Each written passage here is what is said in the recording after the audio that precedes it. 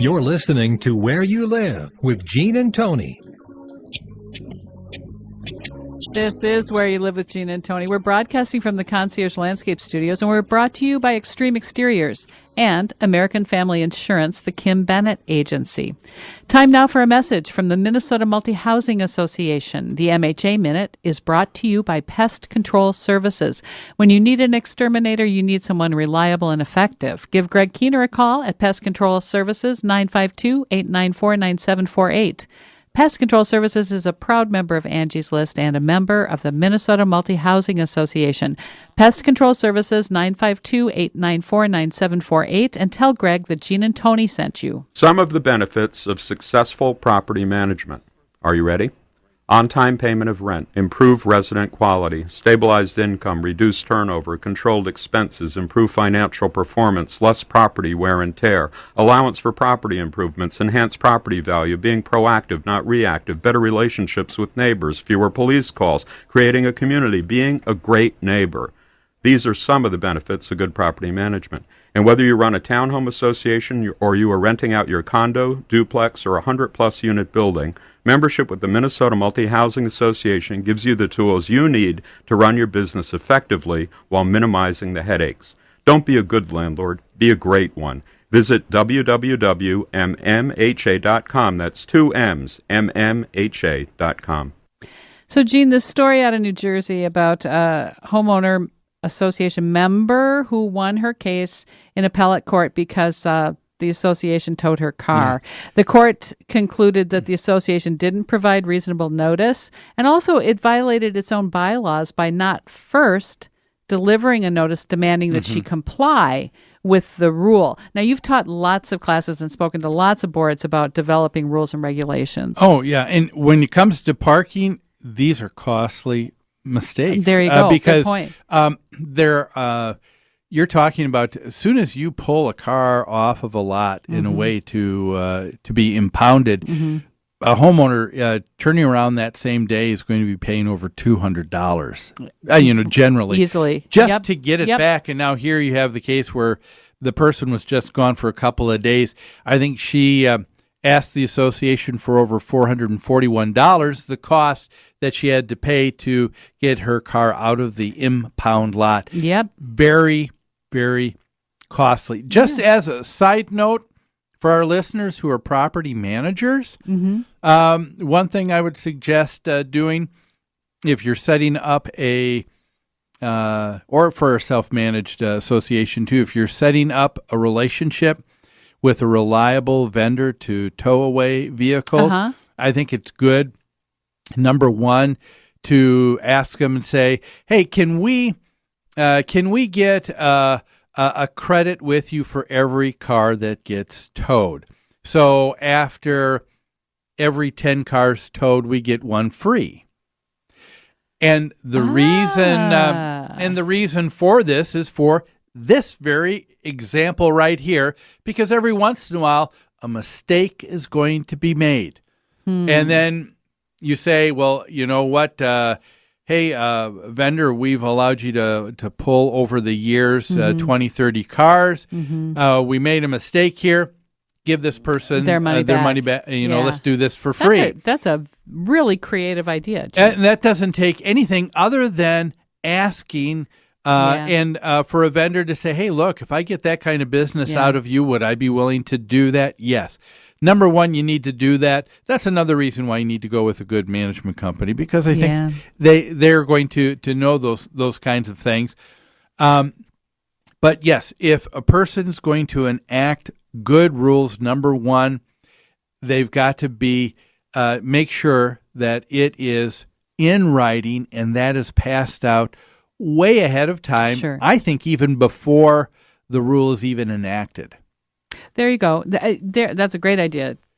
If you're going to be distributing new rules, make sure that the start date for those new rules is in the future. Yes. Weeks or months in the future. The last time I worked on one with an association board, we worked on it all summer long.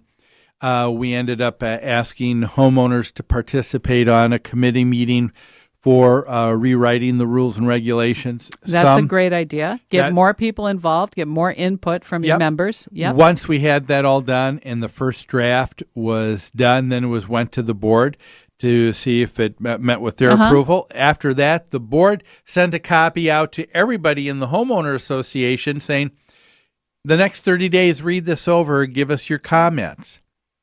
And then and then after those 30 days, see what those comments are. Maybe someone's going to offer a better way of writing something than you had even thought or of. has a perspective you didn't think of. Exactly. And then after that, now you can say, now we're ready for our rules for these to be in place. Then I think it's good to say, well, these will take place, send out another notice saying these will take place in another 30 days or 60 days. Yep. In the case of that other association, they said, as of 60 days of this date, these rules will be coming into effect. So now you're giving people a lot of notice. They've had a chance to participate. They had a chance to read them.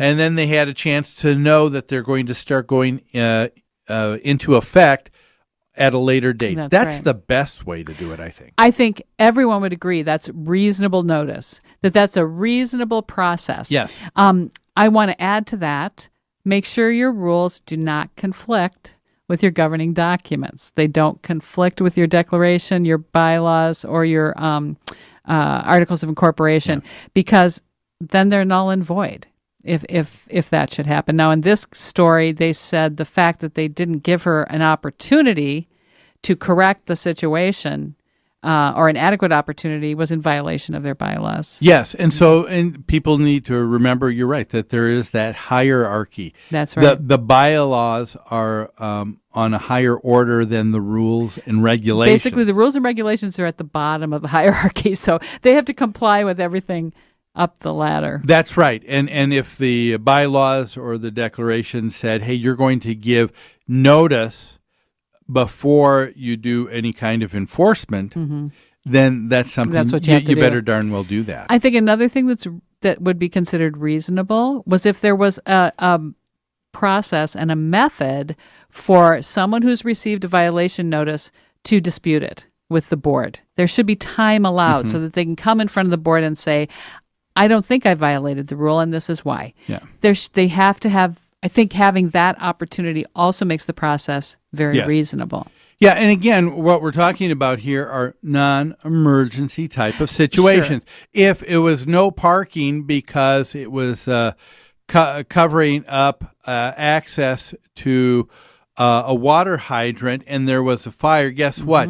I've seen, the fire department, I've seen them take an axe through the window and just take the hose right on through the car through the car to connect, or just push it right over, or things have been towed. We're not talking that. In this particular case, what really got me is they sent the notice out again 4 p.m., an hour before most of us would call the end of the day. Yep. And if people are already in, they're not going to be necessarily looking for this. Yeah, they said they put it in the mailboxes. So it's possible they didn't check their mailbox even until the next day, but the delivery was going to happen that night. Yes, and then it happened that night. And the thing of it was, it did happen. They were able to get it done. They were able to get it done even though her car was here. That's a good point. An obvious point I hadn't even thought of. Now what they're talking about to me is just someone who is miffed. Well, you don't. It's kind of vengeful, isn't it? Yes, it is. It certainly comes across that way. Yeah. Well, if you're not going to listen to me, by golly, I'm going to show you. Bring down the hammer. Yep. And that is why I think it was certainly right for the court to judge the way they did in this case. Yeah. I mean, it is just not reasonable. Let's talk about, we talked about putting together rules and regulations and how to get people's input and what's reasonable in getting them established. But let's talk about another important aspect for rules and regulations, and that is that there is an enforcement piece to it. In this particular case, there certainly was. One of the things I've noticed, Tony, over the years, not every HOA has an enforcement piece to their rules and regulations. So they have rules and regulations, but there are no consequences. No for breaking consequences. them. It's kind of funny. You wouldn't think that would happen, but it happens really often. Yeah. And I think it's because boards stop, or many of them stop at that point where they actually have to be mean to somebody. Yes, and folks, you need to remember, if you have a law, if you have a rule that has no consequences, it's not a law, it's not a rule, it's just a suggestion. I mean, that's what it is. Yes, it is. You know? That's very true. And many boards have the attitude that, you know what? We're all here together. We're all in this together. We all want our community to run smoothly. So everyone should just want to comply. Yeah. It's in everyone's, and they're right, it's in everyone's best interest to comply with these. So everyone's going to just want to. We don't need to add any punishment or any consequence for this. Yeah. And so to give a notice and asking someone, giving them a chance to cure the violation first, good idea. But there's got to be a consequence. Yes. And then giving some time, and then after that, then to have something where there would be a fine, that would be good. But boy, people have been unreasonable even with the fining that they have sometimes too. We've seen things where people say $200 a day until it's secured, and you go, finding that. It's $200 a day fine. Yeah. Oh my gosh. So you just finding that sweet spot. You got too lenient and too strict. That's exactly what we're saying today, folks. Find the rules and regulations enforcement sweet spot, and all will go well with your HOA.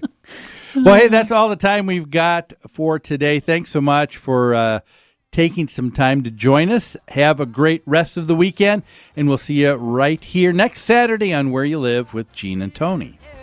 To be loved by